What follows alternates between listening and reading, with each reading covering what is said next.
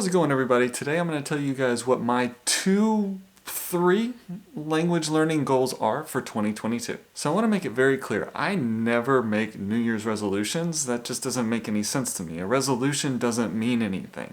For me, I like a good challenge and a good goal, something that I can shoot for. So for me, number one, the first thing that you have to do is make sure that your goals are measurable and that you have a way to actually accomplish them. Now, I mentioned that I have three goals. The reason I say three is because the third goal relates to the other two. So that's the only reason I say three. But in reality, the main two goals that I have are like this. Goal number one is I want to become a medical interpreter or a medical translator. Why in the world would I want to do that? Because, as many of you already know, I am a physical therapist and I am constantly treating Spanish-speaking patients who live here in Florida. Florida is filled with Spanish-speaking people, and I am constantly having to go and see patients and speak with them. And it has been extremely helpful already knowing some Spanish over this last year.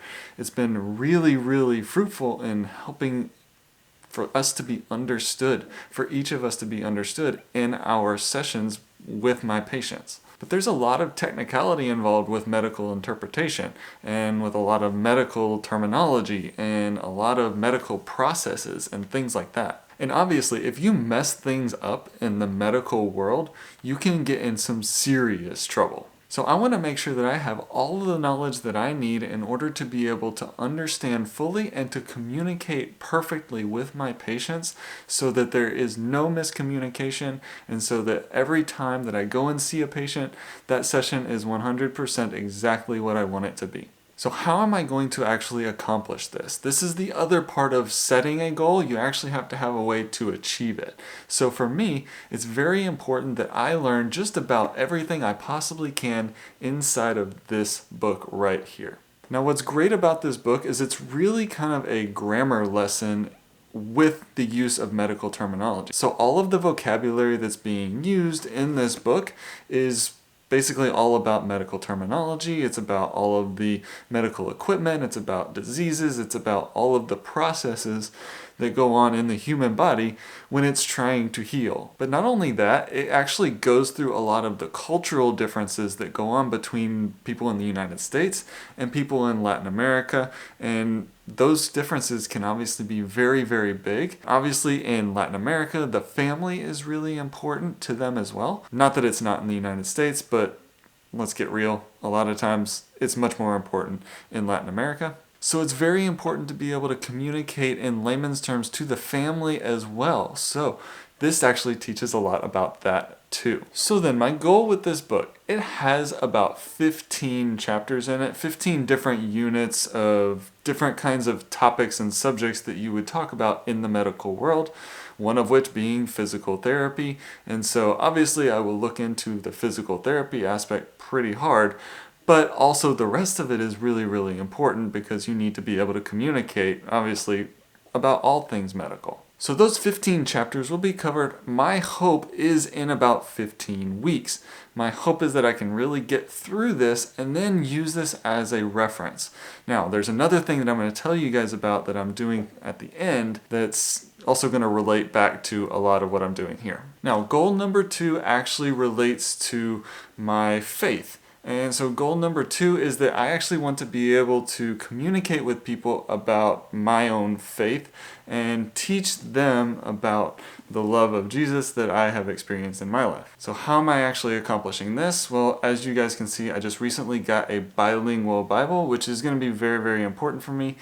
So I'm going to be able to express things in Spanish that maybe I wouldn't have been able to express to people otherwise. Now, this is extremely important to me because there are going to be opportunities in the future where I might be able to actually go on mission trips with people.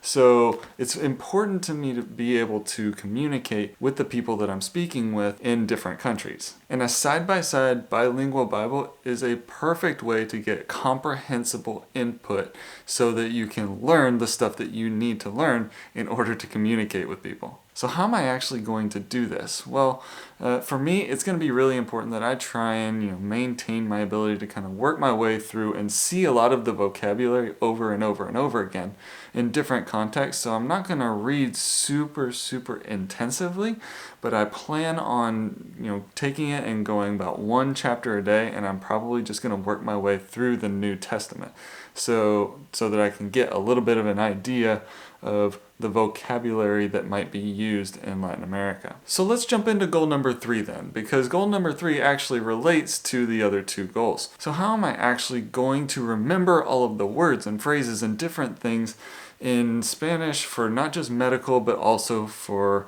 witnessing to people in a religious setting? I actually plan on using an app that many of you have probably heard of. It's called Anki, because I want to actually start to learn and memorize some of the vocabulary that I need to know. Now, I know that I made a video recently about how I had achieved a certain level of Spanish without studying vocabulary, without studying vocab lists and things of that sort.